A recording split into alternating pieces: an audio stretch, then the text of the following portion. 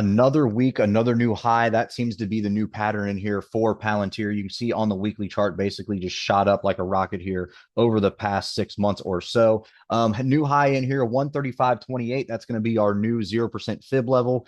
We are going to be looking for a little bit of a retracement in here. 9-day EMA currently trading at 117.73. You can see we've been riding that for a couple weeks. So that is going to be our immediate support. Anything below that, 104.73, that's going to be our first fib level in here at the 23.6 mark. 38.2 level is going to be that 85.83. So depending on how fast and how quickly we come back down, we have to breach through these levels to get to this lower trend line here. If we currently hit it this upcoming week, it's going to be right around that $90 range. Resistance wise, what are we looking at? Nice whole numbers going up. So we're currently trading at 127. That's where we ended the day, up around $7 and about 80 cents from the previous day's trading session. First resistance is going to be that 135.28, that major high that we hit in here. Above that, nice whole numbers, 140, 145. We start working our way up until the chart tells us otherwise. On the daily chart in here, you can kind of see what happened overall the past couple weeks. Little consolidation. Looks like it's running out of a little breath in here. Your RSI has gotten reset, so it's basically neutral, but we're still kind of overbought on that weekly for the RSI,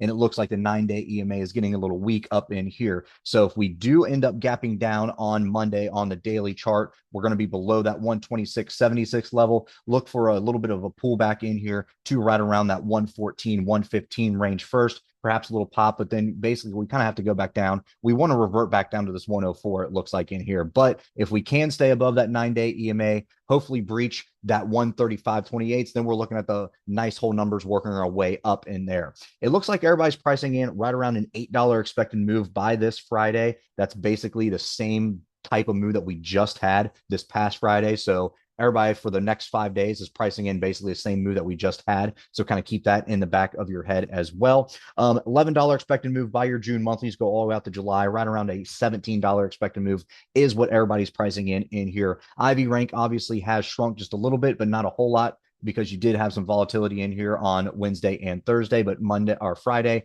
sucked a lot of it back right out. So your current IV rank is trading at 27, but still pretty decent size moves in here. And especially if this 9-day EMA starts to look even worse than what it is already starting to look like, and it might be kind of breached more quickly than we anticipate, then obviously we could be visiting these 104s quicker than we thought. But really, we might get saved in here by the 114s, 115 area before we get a little pop in here. But it's kind of all dependent on that 9-day EMA currently, which is trading at, again, 126.76. Zooming back out on the weekly chart again, you can see how we just shot up here in the past 6 months or so. 9-day EMA is super far away from this 200 SMA. So this could be a nice place for us to kind of take a breather, which we have been for the past couple of weeks. But I think we still need a bigger breath of fresh air in here. We need to have starting to revert back to the mean in here, get this thing back down, like I said, to that 114, 115 area, if not the 104s. And then we can start worrying about working our way higher off of that.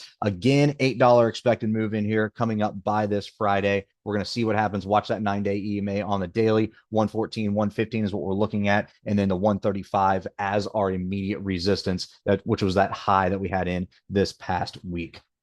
All right, guys, if you like this video, make sure to check us out on all of our social media. We also have a Discord service if you're interested, and you can find all of our socials in the description below.